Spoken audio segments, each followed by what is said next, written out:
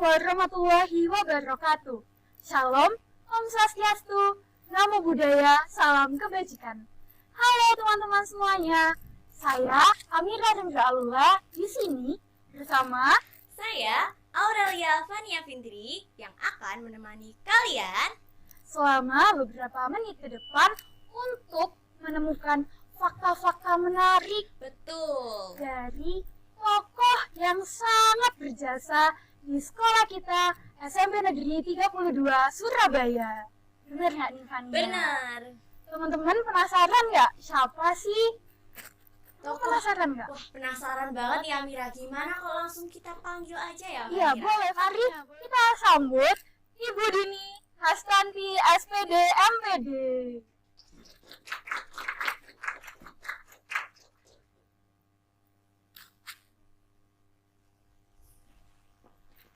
Selamat pagi Ibu. Oh ini pagi menjelang siang. Betul. Selamat pagi juga. Gimana Bu Dini hari ini kabarnya? Alhamdulillah. Sehat. Bahagia. Ya di sini kami juga bahagia punya kesempatan buat ngobrol langsung sama Ibu Dini. Terima kasih ya sudah meluangkan waktu dan berkenan hadir di podcast Arek Dulur. Betul. Semoga Ibu berkenan ya Bu dengan segala rasa penasaran kita mungkin yang sudah lama sekali kita ingin bertanya-tanya seputar dari Ibu Bu Dini. Betul. Ya. Semoga nanti bisa saya sampaikan apa yang menjadi unek-unek ataupun keinginan dari kalian. Dan semoga bisa menjadi kisah inspiratif buat teman-teman yang lainnya gitu. Nah, sahabat Pastilo, tamu kita hari ini mengapa Amira tadi bilang berjasa? Karena tamu kita pagi hari ini merupakan tamu yang sangat spesial dan limited edition. Karena belum pernah hadir di beberapa episode Pastilo sebelumnya ya Amira. Dan beliau juga merupakan kepala sekolah dari SMP Negeri 32 Surabaya atau sekolah kita tercinta. Betul. Bu Dini, mungkin nanti kita akan berikan beberapa pertanyaan. Nanti Bu Dini bisa sharing ke teman-teman, ke anak-anak tentang perjalanan Bu Dini. Bagaimana hingga bisa menjadi kepala sekolah di SMP Negeri 32 Surabaya. Terima kasih. Memang untuk jadi kepala sekolah perjalanannya cukup panjang. Dan awal pada tahun 1992 awal begini pertama kali diangkat menjadi guru dan mendapatkan penempatan di daerah kecil. Ya, kebetulan pengangkatan awal itu di Pulau Madura di Kecamatan Banyuates, Kabupaten Sampang. Nah, ini kebetulan di sana cukup lama sampai 9 tahun. Boleh izin bertanya, itu guru apa? Ini di Madura dari awal memang ini lulus dari Malang untuk jadi guru. Di sana sampai 9 tahun ya. Kemudian baru bisa pindah ke Surabaya pada tahun 2001 bertepatan dengan otonomi daerah ya, karena kalau setelah otonomi daerah pastinya sulit untuk pindah pulang kampung. Dan di Surabaya pertama kali ini masuk ke SMP Negeri 40. Nah, sekali berarti memang perjalanannya itu panjang ya Bu Dini. Di SMP 40 ya, di SMP 40 di sana hampir 14 tahun.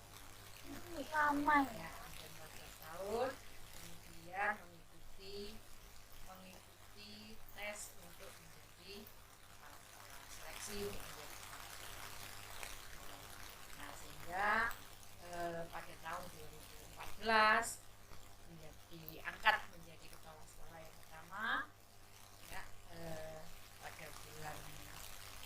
Negeri dan mendapatkan penempatan di SMP Negeri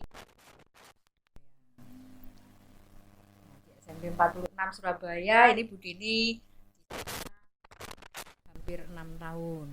Ya, hampir 6 tahun. Kemudian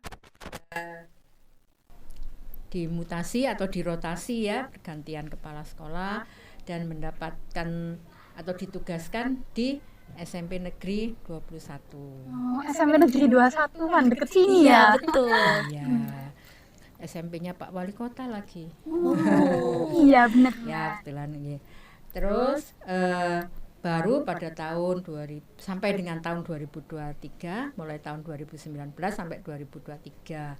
Nah, 2023 kemudian dirotasi lagi dan mendapat tugas di SMP Negeri 32 Surabaya ini. Nah, kalau teman-teman jumlah dari awal perjalanannya Bu Dini sampai bisa jadi kepala sekolah di SMP Negeri 32 tahun itu, mohon maaf, di SMP Negeri 32 Surabaya itu berapa tahun? Itu panjang sekali ya Bu Dini. Pasti banyak pasang dan surutnya.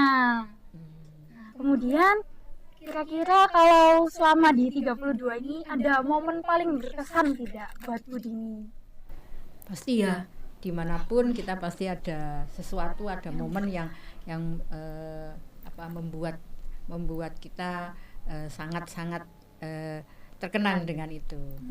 Kebetulan kalau di SMP 32 ini yang sangat Bu Dini ingat, sangat terkesan itu ada 2. Apa itu? Ya, yang pertama itu pada saat salah dua siswa ya, salah 2 siswa di sini atau satu tim di sini di SMP Negeri 32 ini yang memenangkan lomba penelitian pelajar Surabaya. Pastinya kamu kan. Ya, terima kasih Bu Dini.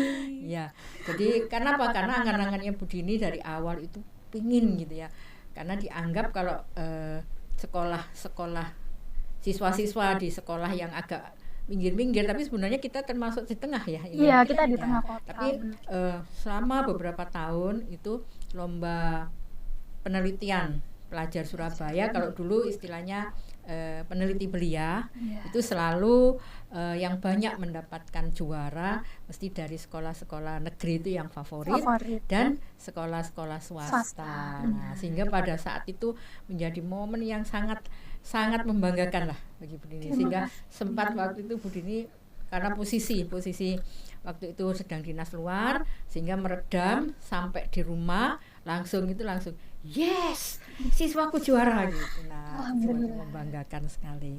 Angan-angan kenapa ya gitu kok yang menjadi juara gitu ya, pada peneliti belia itu selalu dari sekolah-sekolah swasta gitu. Ya, ternyata siswa saya bisa kok. Ternyata siswa saya tidak kalah dengan mereka. Nah, itu sehingga betul-betul sangat membanggakan. Nah, kemudian yang kedua itu yang menjadi momen yang sangat memberikan kesan, yaitu pada saat pelepasan siswa kelas 9. Ya. Mengapa ini menjadi kesan yang mendalam bagi saya? Karena acara itu dibuat oleh siswa sendiri, dikomandoi dengan siswa sendiri. Mereka mengurus dari awal, dari skenario, dari propertinya, dari semuanya itu sendiri. Nah, sehingga ini yang membuat dan hasilnya memang luar biasa. Ya. Nah, sehingga ini yang semakin menguatkan bagi Bu Dini bahwa pastilah gitu. Anak-anak SMP 32 ke depan pasti lebih baik lagi, pasti bisa. Karena ternyata memang punya potensi yang luar biasa hebat.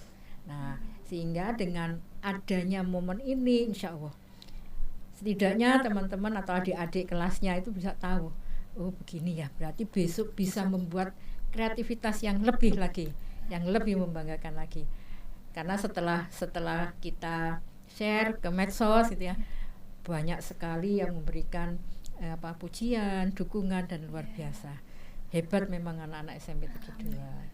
Nah, hebatnya anak-anak di SMP Negeri 32 Surabaya ini kan juga berkat telah difasilitasi oleh Bu Dini. Jadi kami semua banyak mengucapkan terima kasih kepada Ibu Dini. Ya, tapi kalau meskipun difasilitasi ya, tapi kalau siswanya nggak kreatif juga. Betul. Nah, memang yang hebat siswanya kok. Iya, Hebat semua. hebat semua, Bu. Tadi kan saya sempat mendengarkan cerita dari Bu Dini secara seksama ya, Bu, tentang perjalanan karir dari Bu Dini. Kalau tadi Amira mungkin bertanya yang berkesan di 32.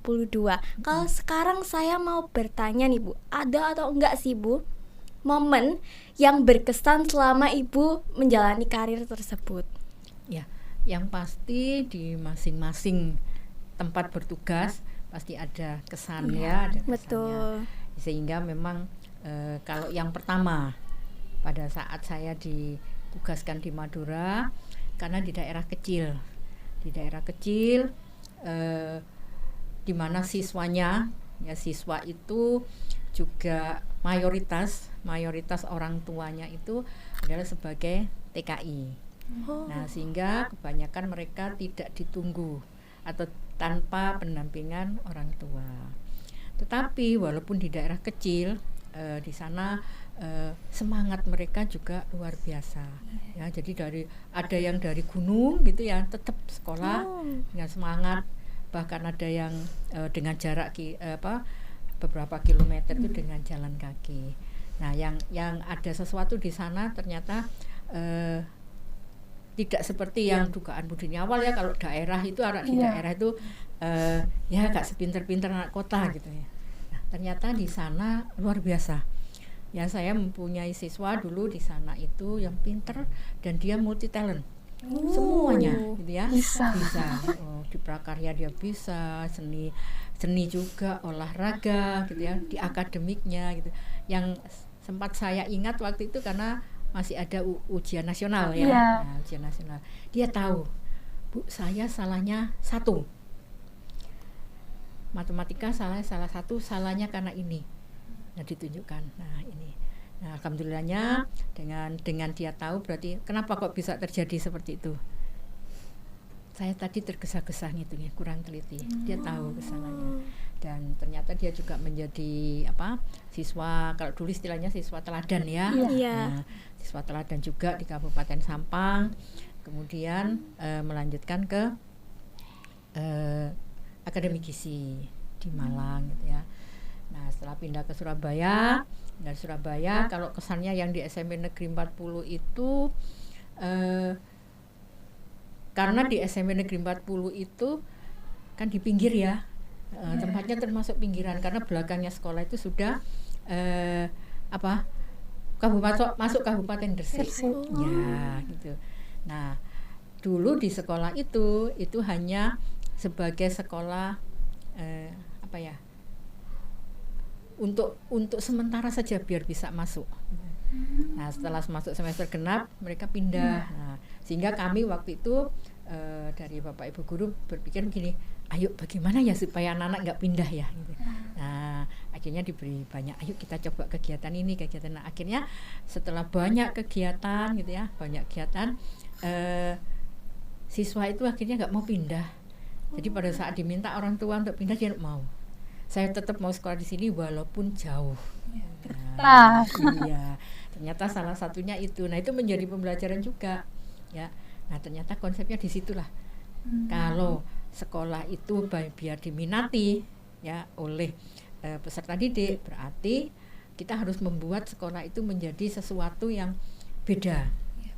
Diberi kegiatan yang banyak, yang nantinya anak-anak itu merasa nyaman di sekolah itu. Nah, kemudian kalau di 46, di SMP Negeri 46 itu karena sekolah gedungnya baru ya.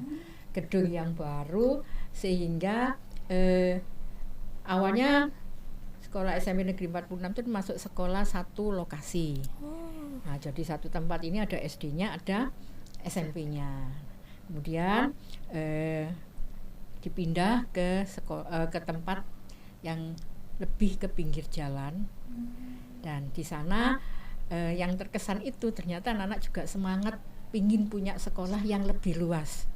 Nah, sehingga walaupun saat itu sekolah itu belum tertata dengan baik, ya, kami siswa dan guru-guru dan terutama siswa-siswa penginnya, karena sangat ingin menjadi atau pada saat upacara itu bisa terlibat, ya, karena biasanya hanya gabung gitu kan. Nah, ini bisa benar-benar terlibat mereka. Akhirnya halaman yang masih berupa tanah itu kita kerjakan bareng-bareng, dipasangi paving. Nah, itu bersama-sama. Mohon izin bertanya ini Bu Dini.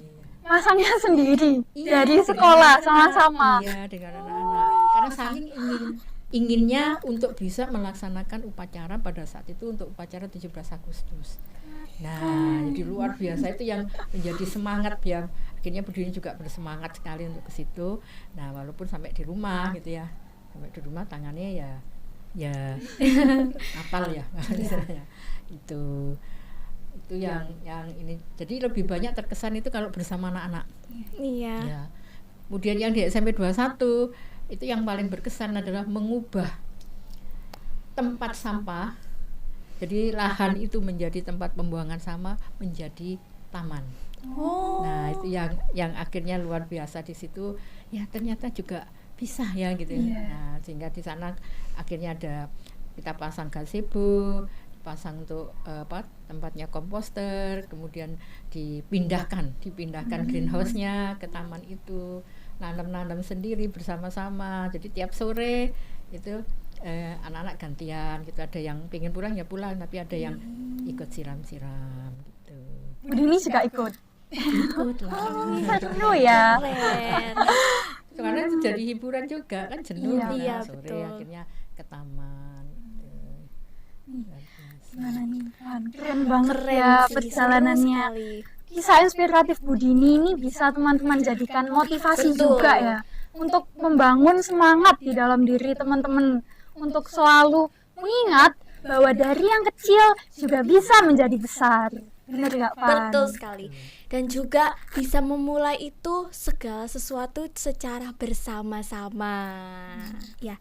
Lalu Bu Dini mungkin ada pesan nggak nih Bu untuk seluruh anak-anak atau siswa dan siswi yang ada di SMP Negeri 32 Surabaya?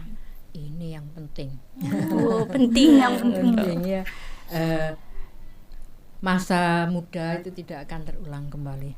Ya, oleh karena itu pada seluruh siswa SMP Negeri 32 Surabaya, ya, silakan untuk mengisi masa muda dengan kegiatan-kegiatan yang nantinya gitu ya, nantinya akan membawa menjadi atau menuju pada kesuksesan. Karena tidak terulang, jangan sampai terlewatkan di masa itu dengan membekali diri sebanyak mungkin. Jadi untuk kita sukses tidak harus bagus di bidang akademik saja, tapi perlu pengalaman-pengalaman yang cukup banyak ya, baik itu di organisasi, dalam kegiatan ya, ataupun di hal-hal lain yang intinya pasti untuk menimbulkan kreativitas, karena itulah nanti yang menjadi bekal di kedepannya ke masa dewasa. Ya, sekali lagi jangan sia-siakan masa muda kalian. Nah, kami mengucapkan banyak terima kasih kepada Ibu Dini Hasanti yang telah berjasa di Iya, SMP betul Negeri sekali. 32 Surabaya ini, yang sudah membimbing kami dan teman-teman yang lainnya untuk terus maju dan melakukan kegiatan-kegiatan positif serta selalu didukung, benar ya, Betul Van? sekali. Kami juga mohon maaf apabila dari kami dan teman-teman yang lain ada kurang atau kesalahan yang disengaja maupun tidak disengaja kepada Bu Dini. Kami mohon maaf sekali. Sama-sama, Bu Dini juga mohon maaf karena mungkin dalam memfasilitasi atau mendampingi kalian belum bisa maksimal ya. Yang diharapkan adalah dengan bekal yang tidak terlalu banyak ya yang kalian dapatkan, tapi masih bisa dikembangkan lagi, ditambah lagi, semoga nanti bisa digunakan saat kalian di masa dewasa. Amin. Nah, mohon izin Bu Dini. Di sini kan saya juga sebagai duta literasi. Pastinya saya juga sebelum menutup podcast, saya ingin memberikan kata-kata pemanis untuk Bu Dini. Oh, surprise. Ya, surprise untuk Bu Dini. Jadi, mohon untuk berkenan ya, Bu. Terima kasih kepada Bu Dini atas segala jasa Ibu yang membuat kami terinspirasi. Walaupun harus berakhir di sini, namun segala kenangan kita bersama Bu Dini akan selalu terukir hati secara abadi. Terima kasih Bu Dini. Nah, gimana nih teman-teman? Perjalanan panjang Bu Dini ini bisa menjadi inspirasi bagi teman-teman semua. Jangan lupa untuk diimplementasikan di kehidupan sehari-hari ya. Jangan lupa untuk terus dukung Pastelo dengan cara Like, subscribe, dan share.